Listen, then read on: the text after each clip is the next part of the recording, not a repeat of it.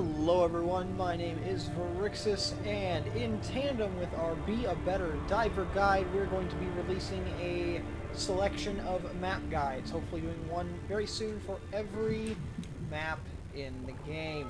We're going to start alphabetically with Antiguo. We've got our DPV, so we don't have to wait for Steve. So, what do we know about Antiguo? Antiguo is a very large map, it is a very dark map, and most of the safe rooms are pretty large. So, what do we need to know? Well, sharks that do well here are going to be Hammerhead, going to be Mako, Great White, and Tiger.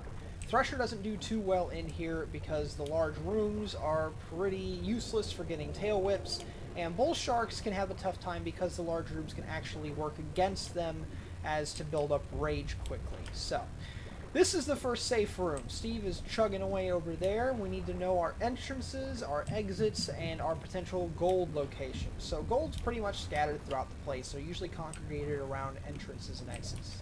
This is where we come in, this big wide door that is an entrance for sharks to get through. We also have the door over here, which most sharks can use pretty well because it opens right from spawn.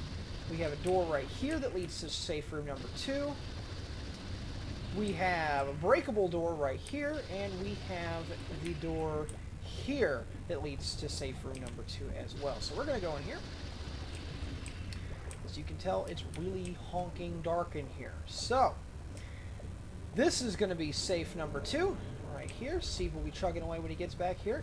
Otherwise, this is safe room number 2. It is a long L-shaped corridor.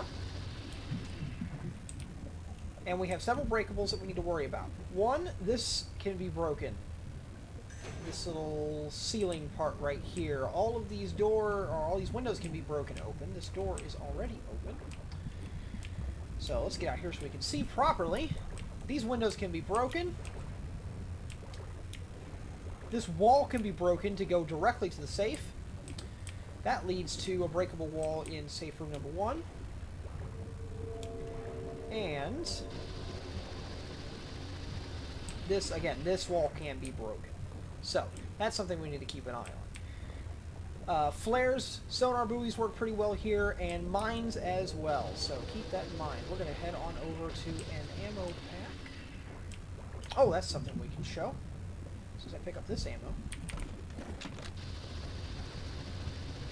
There will be an ammo crate and a med kit right out here outside of safe room number 2. So keep that in mind. This is fairly well placed.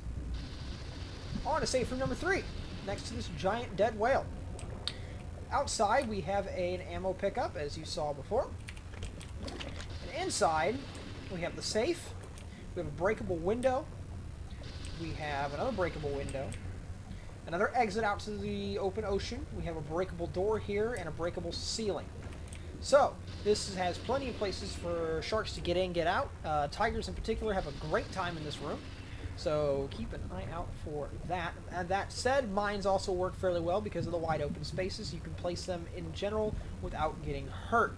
As long as you place mines in at least 3 of these locations, at least this door, this thing here, and this open wall here, at the early game, the sharks will throw themselves at you, hit the first one. If they don't die, they'll try to dart back out through another exit, and they will probably blow themselves up there. So keep that in mind.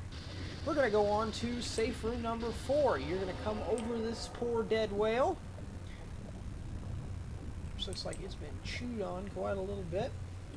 You're going to go through this hole, down this staircase, and into safe room number 4. Now this is a real feast or famine room, as it were. If the sharks are doing very well, they'll have enough evolution points to easily cope with the divers. If the divers have enough gold that they are able to get good weaponry, the sharks can have a tough time.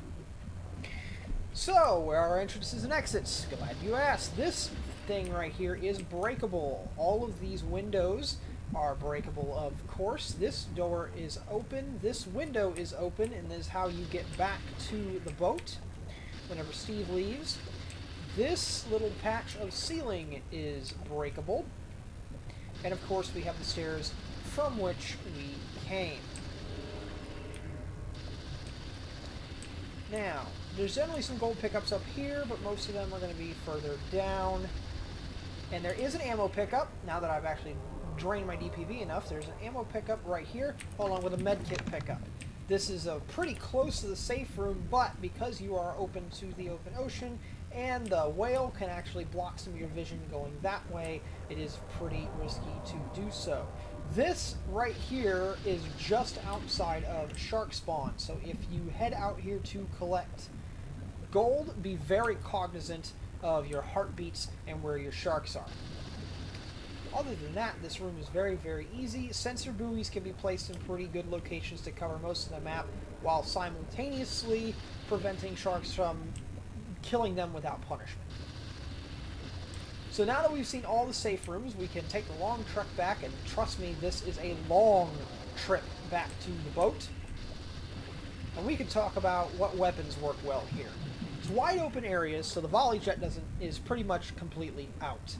Rifles are never a bad choice, and those who are good with spears and harpoon guns, if they can get vision, because the map is so dark, can have a blast, especially when they are in safe rooms 2 and 3, because of this wide open expanse here. Because of this wide open expanse, you can actually get a lot of lulls with the DPV, and especially the DPV bang stick combo that I've seen some veteran players use. But, you know, if you're not familiar with doing that and not familiar with how the tactic works, I don't suspect doing it. Also, safe room number 1, this is a lot of times where sharks will break through these. So if you hear heartbeats and most of your other bases are covered, make sure you throw a flare or put a sensor buoy right up here. At the very least, take your sensor array and do a couple of pings up there to check for sharks if you can't find them. Other than that, that's kind of it for Antiguo. It's a pretty balanced map in terms of divers versus sharks, so you'll do pretty good. It's just a very, very long trek back, and this is probably where you're going to bleed most of your tickets. So, that's all we have here. I hope you guys join us for the gameplay guide that I'm going to release just after this, although I recorded it first, so some of the stuff is going to be a repeat of what's going on. And yeah, I hope to see you guys in the water soon. As always, my name is Varixis, and I'll see you next time.